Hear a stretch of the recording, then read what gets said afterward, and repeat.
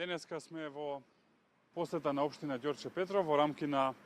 редовните партиски активности на ВМРО-ДПМН. Имавме средба со граѓани и трибина на која што разговаравме за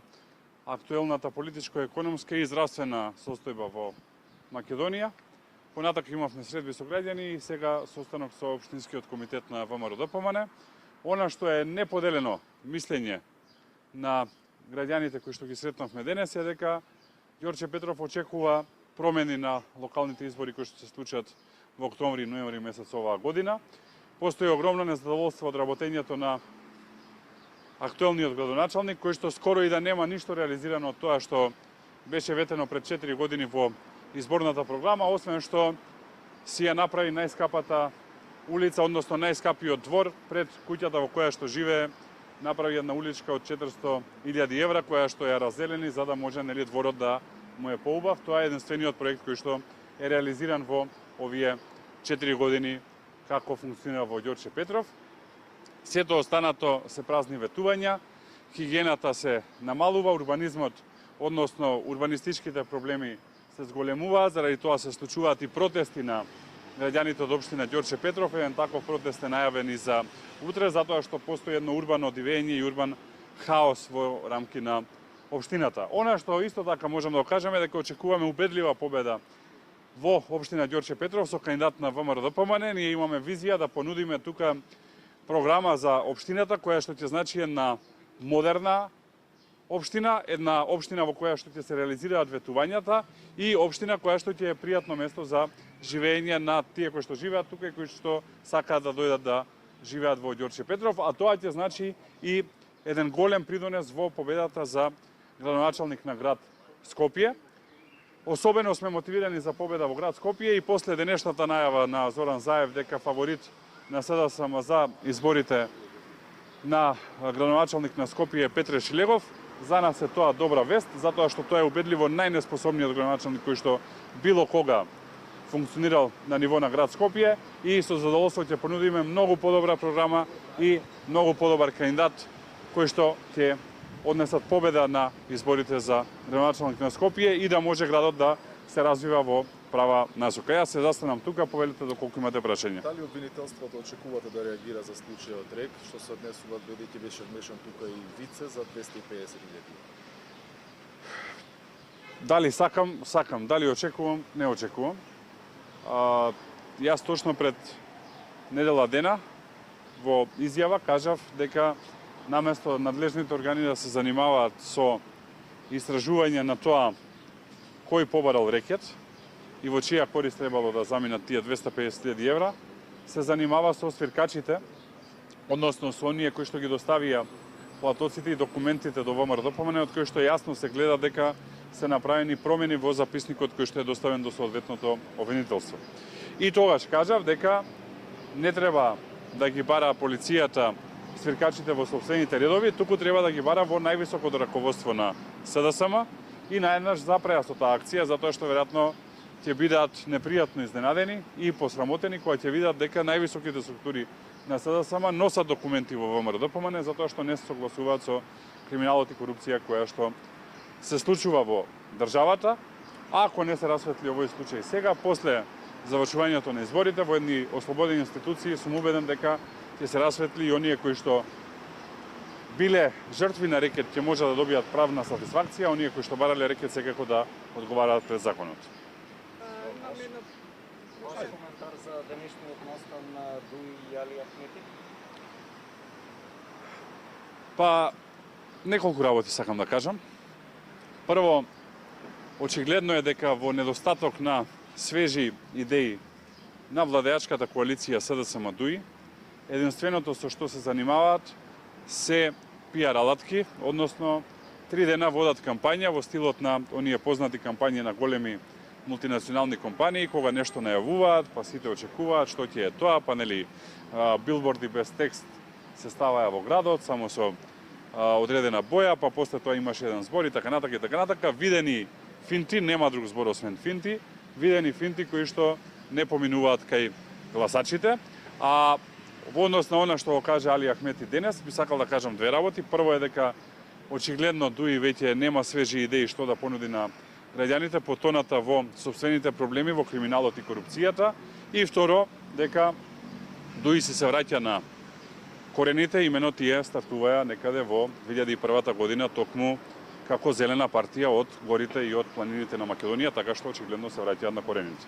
Премиерот Заев Сабајлево изјави дека изјавите на Кристијан Мицковски во врска со преговорите меѓу Софија и Скопје се контрапродуктивни и може да ја нарушат македонските евроинтеграции. Вашиот коментар за тоа?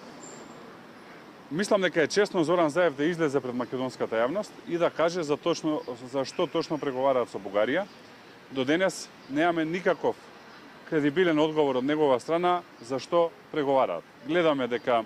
во Македонија доаѓаат разни европски политичари кои што нудат одредени решенија, но за тоа Зоран Заев не ја запознава јавноста. Исто така се потврди дека Владо Бучковски е во тајни преговори во Софија, за кои што нема никаква информација во јавноста. Нашите сознанија е дека се подготвуваат да извршат национално предавство и наша работа како опозиција, а и како најголема национална партија во Македонија, пред се партија на македонскиот народ и на сите останати кои што живеат во Македонија, партија на македонско национално единство, е да ги изнесеме овие информации во јавност со цел да ја алармираме јавноста и да ја повикаме јавноста да спречат потенцијално